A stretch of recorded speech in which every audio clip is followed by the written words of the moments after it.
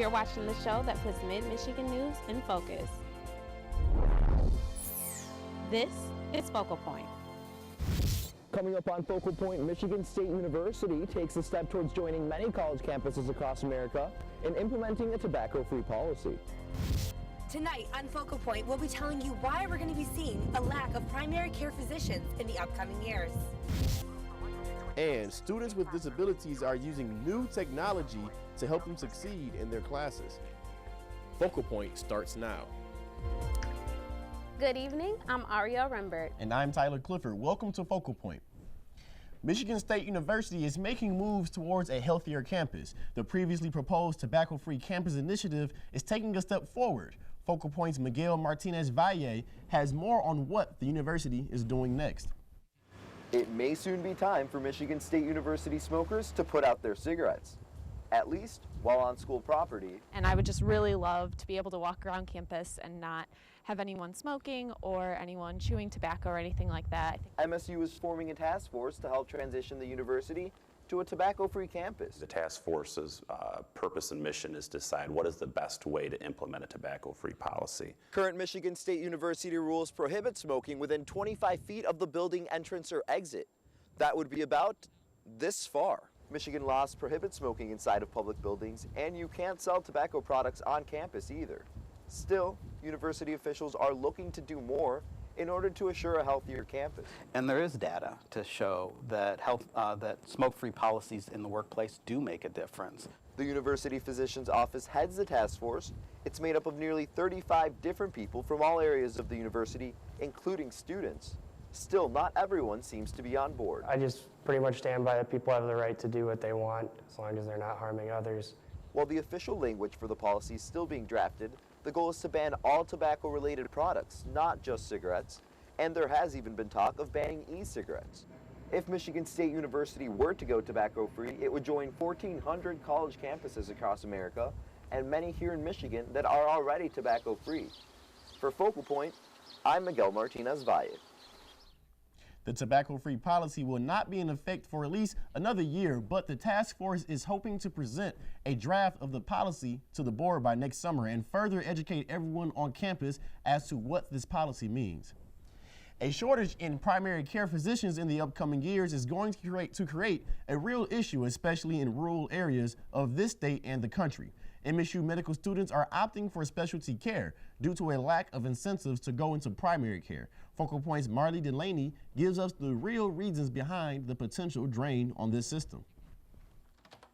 Melanie Brim is president and CEO of the Michigan Health Council and says that medical students are straying away from primary care because it's not as cost beneficial as specialty care.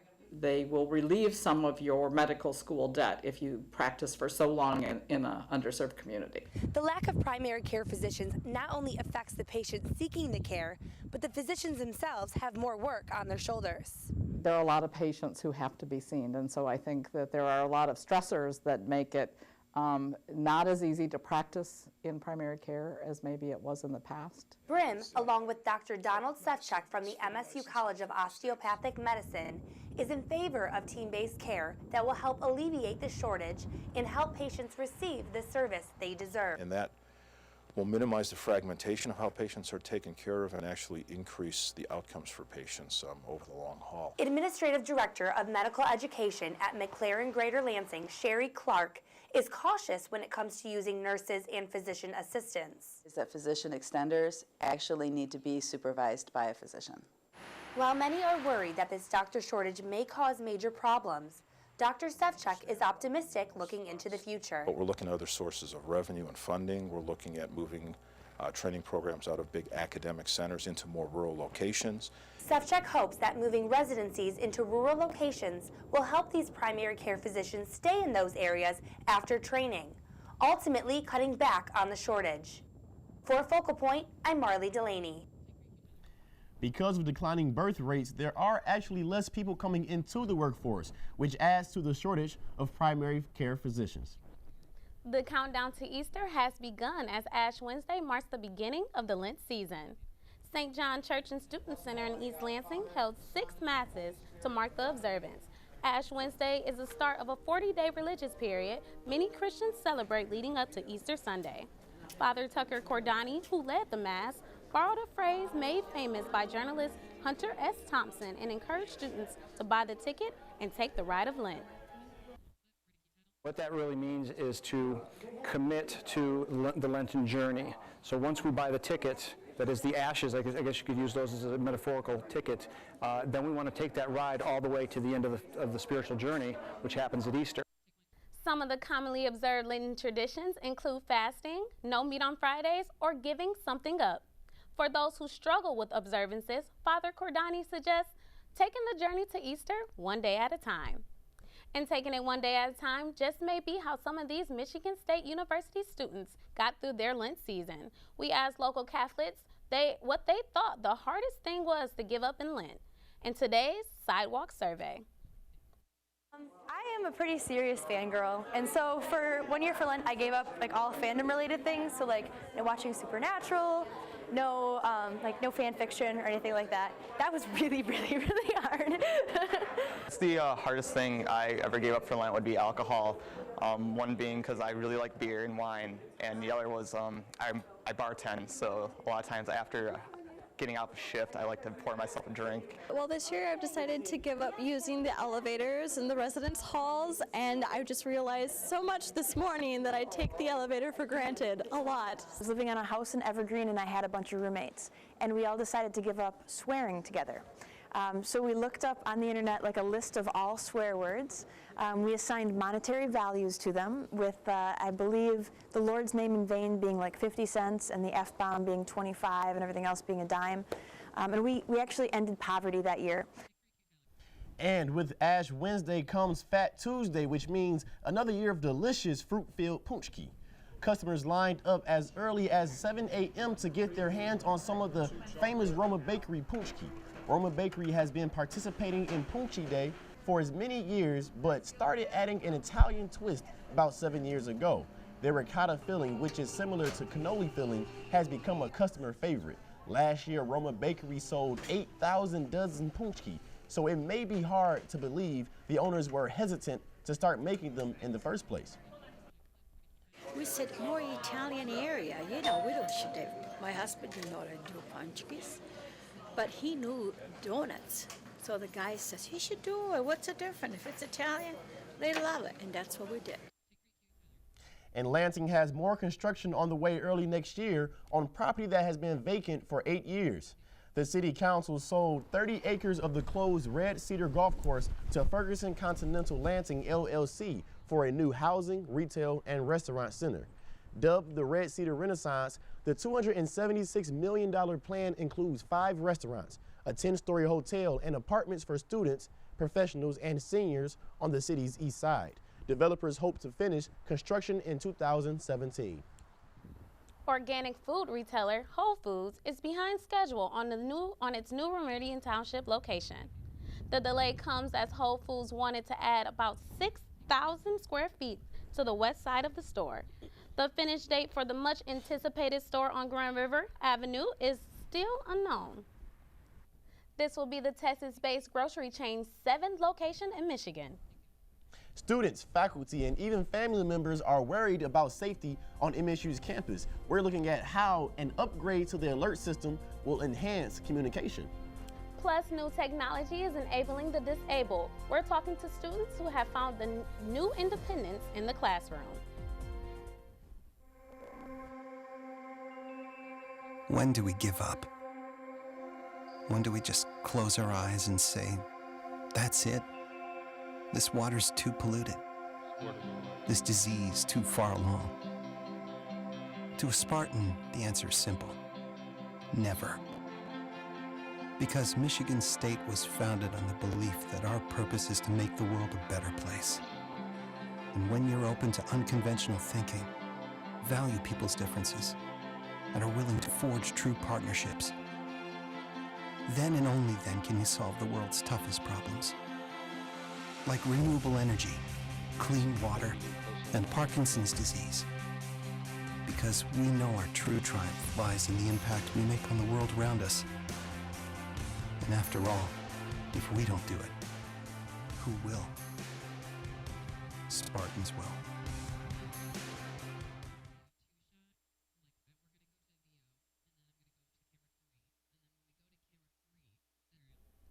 The bitter cold temperatures of this year's winter may seem extreme, but it turns out that last year's winter was actually even worse.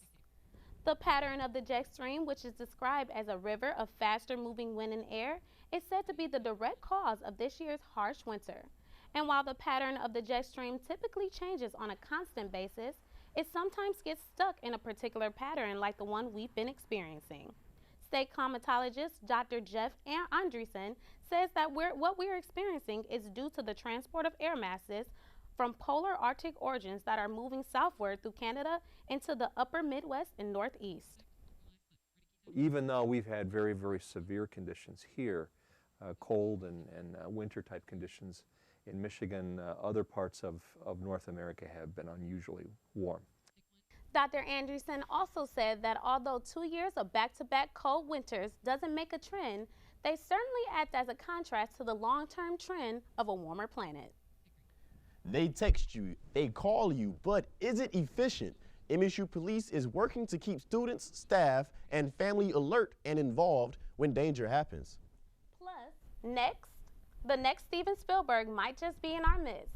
From basketball to the big screen, we'll take you on the red carpet.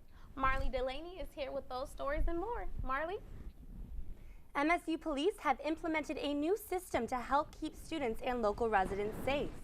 The alert portal allows you to update contact information and choose ways to receive alerts during an emergency. MSU Police encourages everyone to check if correct phone numbers and email addresses are in there in case of an emergency on or near campus. It becomes an automatic capture for us, and then when we do send out an alert message, we can use those devices that are best and ones you've identified to be reached at.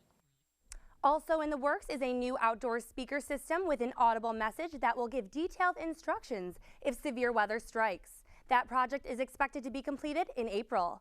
For more information, visit alert.msu.edu. From apps that amplify sound for the hearing impaired to apps that identify objects for the visually impaired, new technology is helping students with disabilities be even more independent here at MSU.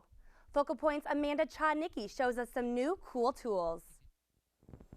So now I'm on a different page of apps. Computer science senior Jordan Castor deals with a physical disability. I think that asking for help shows a stronger individual than stepping back and not asking for help when you know you need it. While being blind can make schoolwork difficult for her to complete.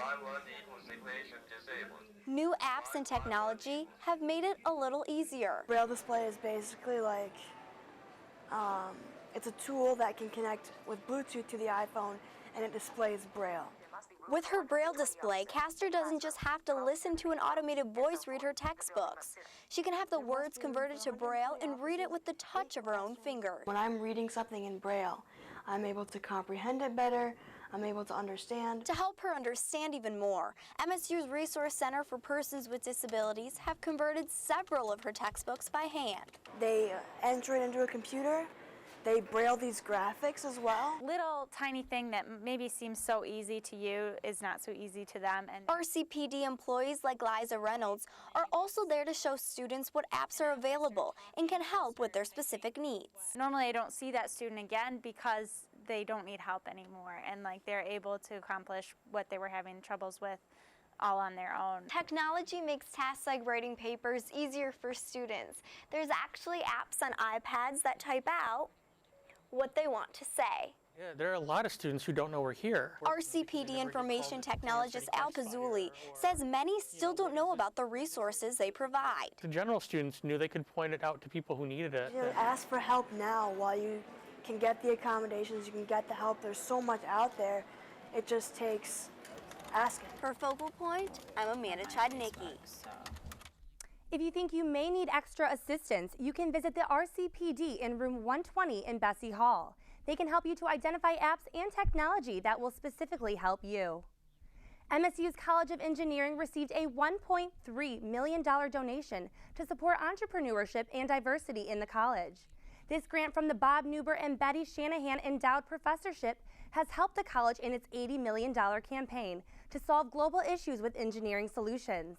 This is a part of the university's campaign called Empower Extraordinary, a $1 billion initiative started last October. Multiple University of Michigan fraternities are taking the blame for vandalizing more than one ski resort in the state of Michigan after weekend ski trips caused severe damage and have resulted in those fraternities being banned. Here at MSU, fraternities and sororities take similar trips, and the Greek Panhellenic Council is working hard to educate its members to avoid what happened at U of M.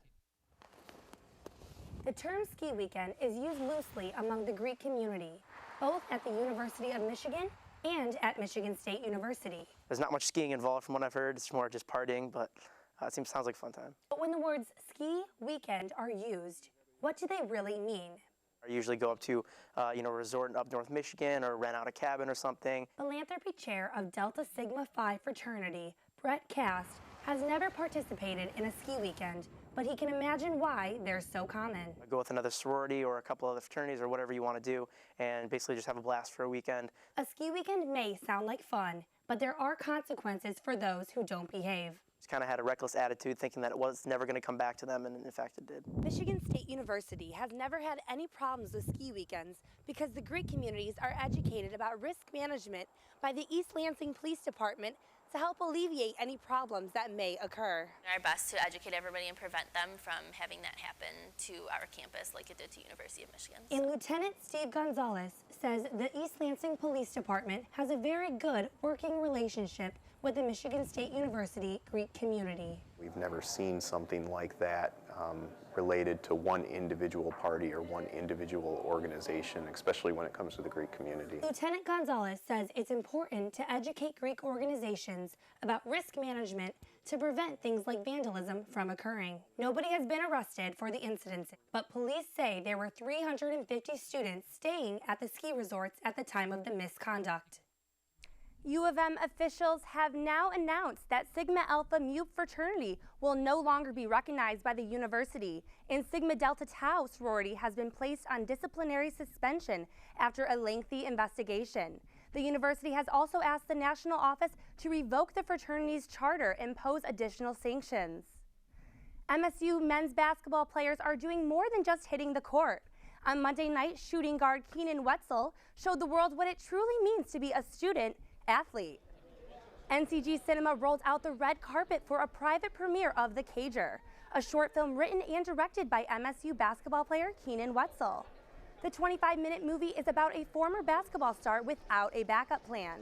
Wetzel received support from coach Tom Izzo and teammates like Denzel Valentine and Brandon Dawson. Even the little ones helped out. Keenan has worked extremely hard, and trying to be an athlete, going through some injuries, working on your masters, and doing this with the film, that's a full day's work. And I hope some of the work ethic he learned as an athlete is helping him in this field. So I'm really proud of him. I'm really excited for him. Keenan hopes to finish his master's program in May and continue to produce film. Michigan State's College of Communication Arts and Sciences held an interactive career fair this past Friday with recruiters from all around the U.S. The CAS Connect Career Fair was bigger than ever, with more than 60 companies ready to recruit. MSU students flooded the ComArts building, eager to see what doors just may open. Dressed to impress and equipped with resumes, students with different concentrations in the college hope to meet their future bosses. Organizer Karen Hansen says she was excited to see support from all the alumni. Those alumni are here because somebody helped them when they were students. And they know how important it is to give back and feed into the lives of the students that are currently here, to show them what there is available to them outside of the walls of this building. Hansen also said this year's goal was to represent as many of the inner-set areas in the College of Communications, Arts, and Sciences. Since 1969, the MSU Rodeo Club has been putting on the Spartan Stampede. It's a time to see bull riding, calf roping, and barrel racing. Focal Point's April Jones takes us right into the action of the 46th Stampede. I mean, you got bulls, you got broncs, you got horses going fast. It's the 2015 Spartan Stampede. And this year, crowds filled the arena, attending for many reasons. For Haley Vell, to come out and watch the horses, and this is like something I've done before in the past, so it's just nice to enjoy. For others like Tina Pong, it's about bringing home something new. You know, it's just a good time out. My boots were wore out, so why not buy them when they're on sale? But for Mitch Carter, he comes for the thrill. It's a huge adrenaline rush. If you're an adrenaline junkie, bull riding is something for you. You get on and all of a sudden it hits you and it spikes. And you just get amped up and you're ready to go. There's plenty of action at the rodeo in the arena, but there are plenty of things that go on behind the scenes as well. Over 50 animals, including calves, horses, and even bulls that weigh up to 2,000 pounds, are back here waiting for showtime. Back here is kind of crazy because they're switching stock. And Mindy Hill is the president of the MSU Rodeo Club. She says this year, the rodeo brought in more than 300 competitors from over 22 states, including Canada. And with 7 events in about 2 hours, there's little time to rest. The audience doesn't see what goes on back here, but the audience, every time there's an event change or anything, there's a clown, the announcers, like there's always something going on. And everything's pretty quick paced. And for club member William Seeger, that usually means cleaning up what's left behind in the stalls. We're getting out like all the soiled sawdust and basically like the poop. So we're able to resell these for the contestants that are coming in. But at the end of it all, I'll probably spend at least 50 hours here, if not more, over the weekend. So everybody is usually so tired that we all want to sleep. They're really tired by the time it's over, but it's memories that will absolutely, everybody says it'll last a lifetime. It really does. Making everything worth the time and effort. For Focal Point, I'm April Jones. A portion of proceeds from the Spartan Stampede are used by the Rodeo Club to cover travel costs from MSU intercollegiate rodeo competitors, in addition to providing a number of student scholarships. That's what's happening on campus. I'm Marley Delaney. MSU suffers a tough loss against Minnesota last night in overtime, with March Madness only a week away. And MSU athletic facilities are in for a major overhaul after a multi-million-dollar donation. That and more coming up next. Ever wonder where courage comes from? Where one finds the strength to believe in solutions that seem impossible? It takes a Spartan's will to understand that by working together we can solve the world's biggest problems, from renewable energy to fighting malaria. After all, if we don't do it, who will? Spartans will. MSU celebrated 10 years of the Big Ten with a doubleheader on Thursday versus the Golden Gophers in basketball and in hockey. To the Breslin Center we go, where they celebrated the 10th anniversary of the Big Ten Network, and the Cotton Bowl presented Mark D'Antonio the championship trophy. However, it wasn't such a celebration to the basketball team. Against the Golden Gophers, the Spartans led Minnesota 78-75 with 12 seconds left in the second half. But a three-pointer by Carlos Morris sent the game into overtime. Minnesota held on to an early lead in OT, defeating the Spartans 96-90. Even though his team didn't play well, Coach Izzo said the Golden Gophers just played better. Got to tell you, it's a sickening loss. But I don't want to take anything away from Minnesota because they played hard and they played well and they deserved the win. MSU basketball will be seeing some upgrades thanks to a generous donation. Mark and Cindy Pentecost have donated $3 million that will be used to update basketball offices, practice facilities, and establish an endowment to make sure facilities are continuously improved. The donation was made in support of the MSU campaign called Empower Extraordinary, a campaign put in place to raise money to provide the necessary resources for students and faculty. The donation is one of the largest to MSU athletics and is the third one of $3 million or more since the campaign launched in October 2014. And it was an emotional senior day for the MSU women's basketball team last Sunday, who upset number 19 ranked Rutgers 60-50 at home. Sophomore forward Ariel Powers scored 18 points during the game, pushing her single season total to 600, breaking an MSU record. Scarlet Knights sophomore guard Tyler Scaife, who averages a 41% field goal percentage, was held to 2 points by the Spartans. Rutgers now drops to a three-way tie with Ohio State and Minnesota for the third in the Big Ten. The Spartans grabbed another road win against Illinois on Wednesday. They sit 14-14 overall with 6 Big Ten wins. And former MSU football stars continued to shine at this year's NFL Combine. Cornerback Trey Waynes clocked the fastest 40 time among defensive backs with a 4.31. With this impressive time, there is talk that Waynes could be the #1 corner in this year's draft.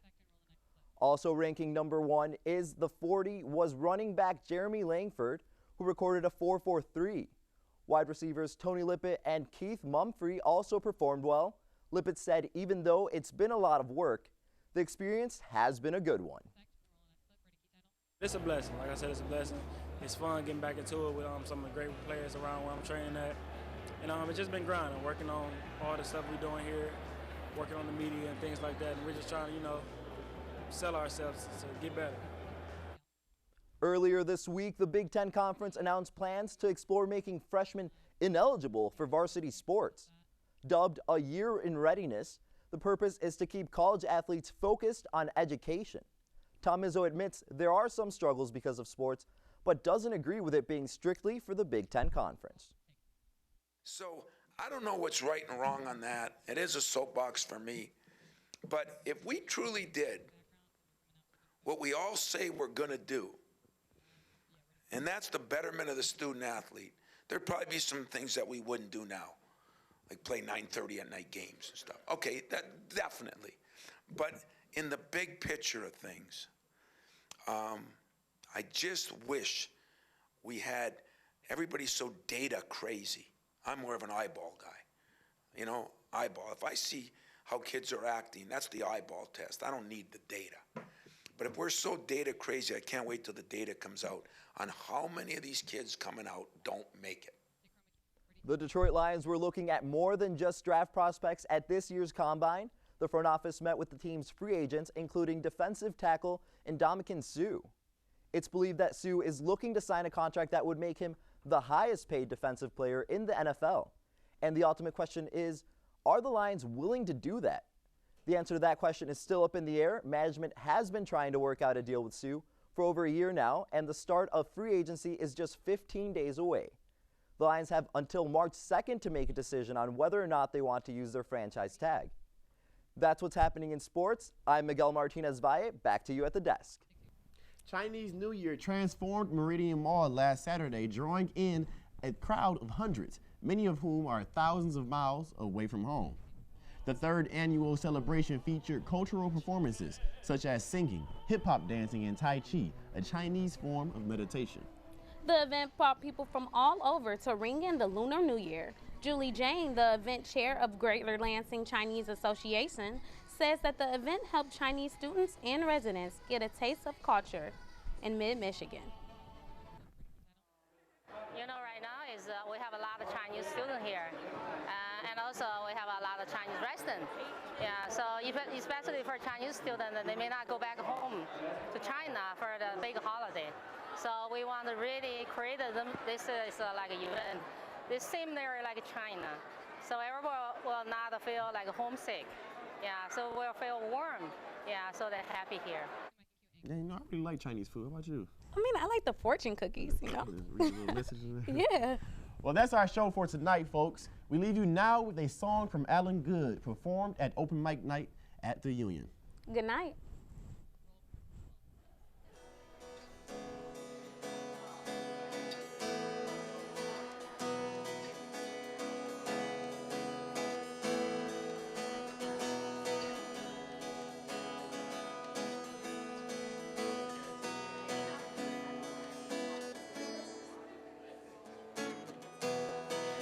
Lost you before I had you.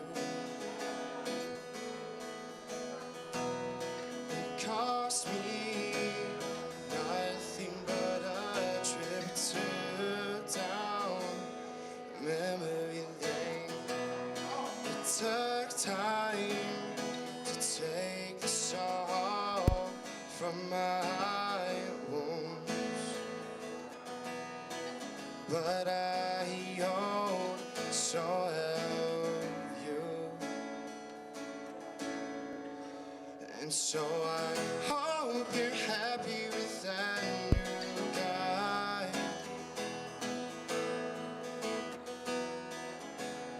And I hope you're happy leaving me behind.